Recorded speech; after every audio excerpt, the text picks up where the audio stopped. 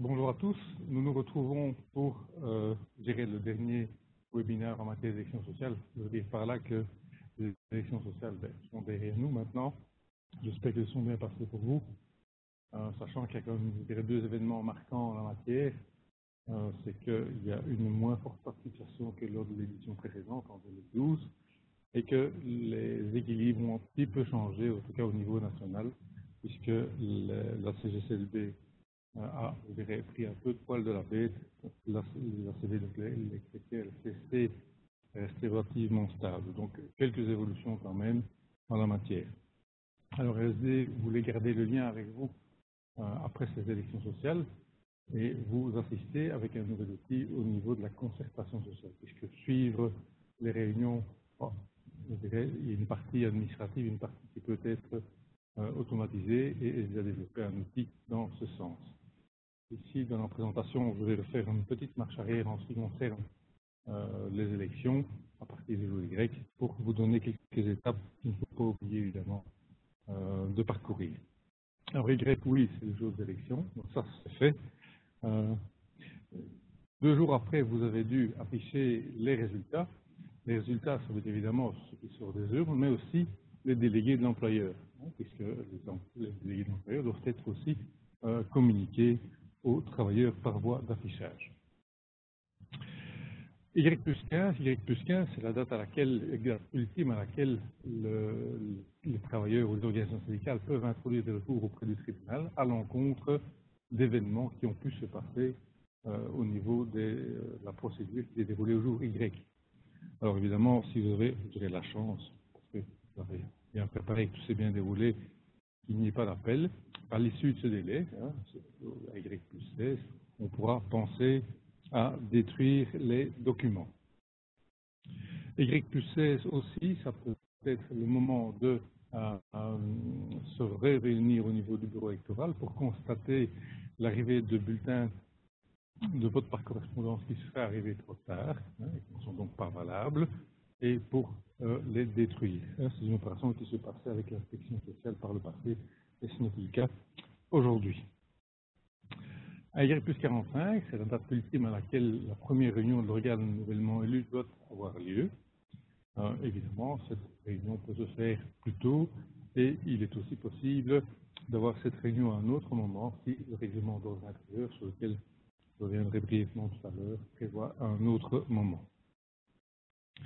Alors, 2 mois après le jour Y, on appelle ça le jour Z dans notre jargon, eh bien, c'est la date à laquelle les membres du conseil d'entreprise doivent recevoir ce qu'on appelle les informations économiques et financières, qui sont des éléments qui sont déterminés et qui permettent aux travailleurs de se faire une idée de la situation de l'entreprise en ces 2 matières.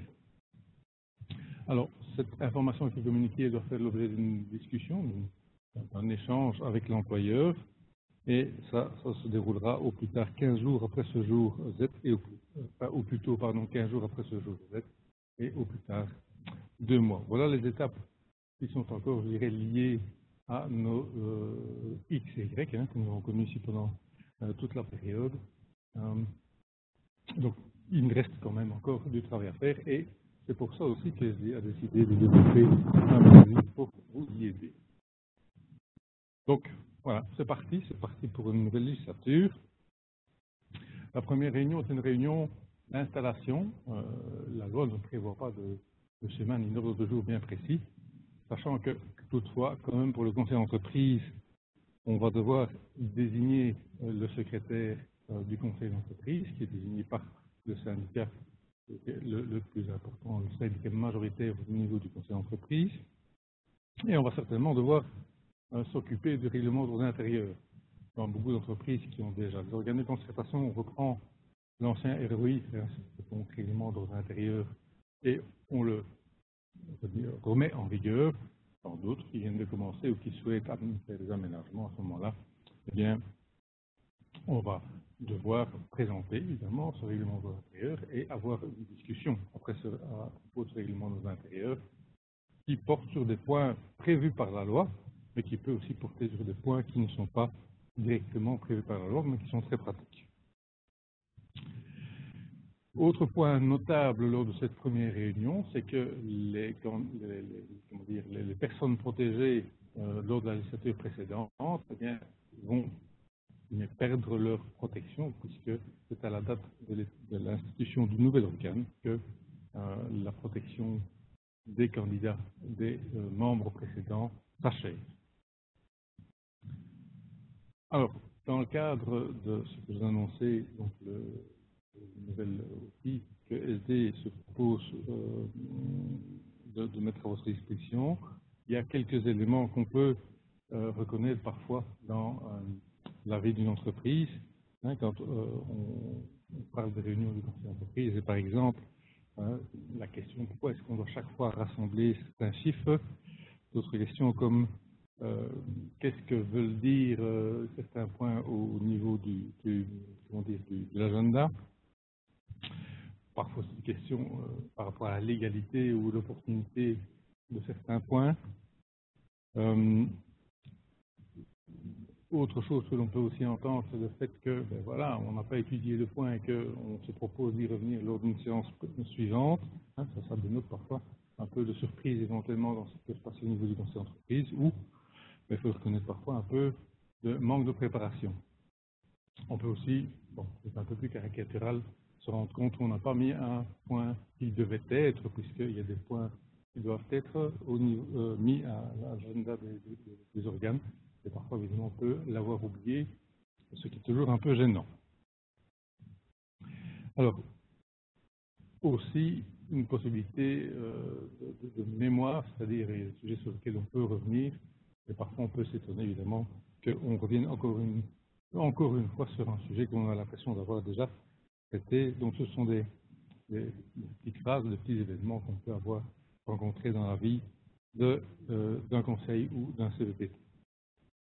Alors, la plateforme, puisque c'est bien une plateforme dont il s'agit ici et que l'on vous propose, va vous aider dans la gestion, essentiellement administrative, mais aussi informative, dans la gestion des réunions du conseil d'entreprise ou du CPPT.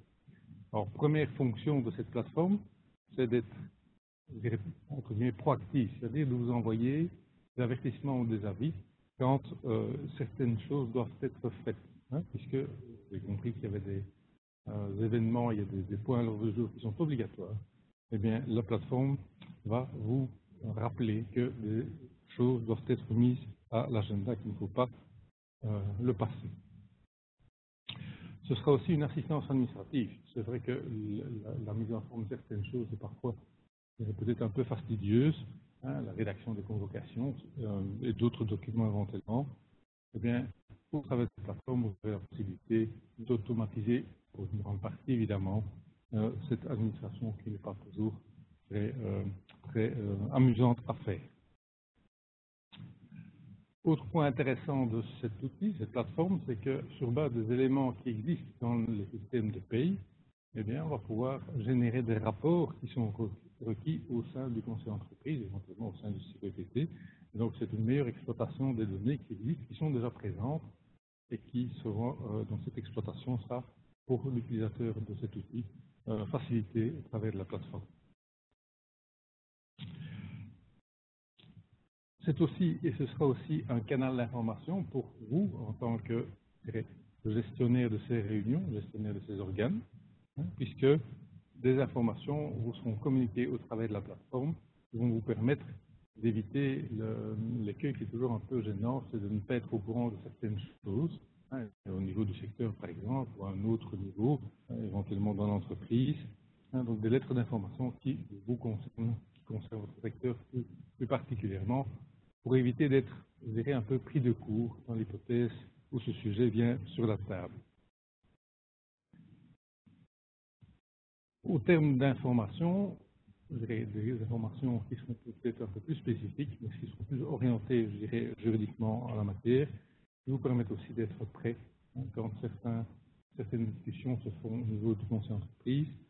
Eh bien, je ne sais pas, par exemple, des nouvelles en ce qui concerne des écochèques ou des évolutions en matière de crédit, que sais-je, c'est comme des sujets qui bougent, et donc avoir une information à jour, évidemment, peut être très utile pour ne pas se laisser surprendre et pouvoir répondre aux questions éventuellement en séance des représentants des travailleurs.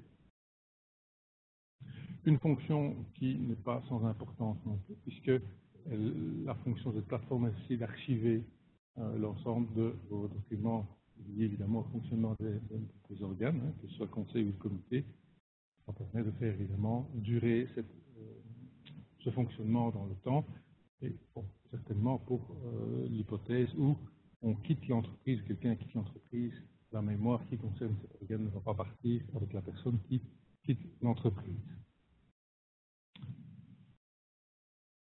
Il existera aussi une rubrique de questions les plus fréquemment posées. On sera, je dirais, à ce niveau-là, beaucoup plus pratique et concret, en apportant des réponses claires aux questions qui peuvent se poser pour les personnes en charge de la gestion des organes. Un dernier élément, des coordonnées, donc ça permettrait d'être un peu le carnet d'adresse de l'organe, hein, et ça va aider certainement les personnes qui sont chargées de cette gestion, puisqu'on va retrouver les coordonnées des différents participants, éventuellement des externes. Hein. Je pense par exemple à un réviseur d'entreprise, qui peut évidemment être très utile d'avoir les coordonnées sur réviseur d'entreprise. Voilà, je vous ai mis ici un petit slide avec ce à quoi ressemble, je dirais, la porte d'entrée de cette plateforme. Hein. J'ai indiqué par une flèche, et j'ai entouré là où vous pouvez déjà vous renseigner concernant cette plateforme. Et voilà, si vous le souhaitez aussi, vous y abonner. Vous pouvez toujours évidemment consulter l'adresse générale au niveau de du site sd.be avec comme terminal la conservation sociale, ou éventuellement faire appel à moi ou à un de mes collègues quand vous avez des questions concernant la conservation sociale en général. Voilà, merci de m'avoir écouté et à très bientôt.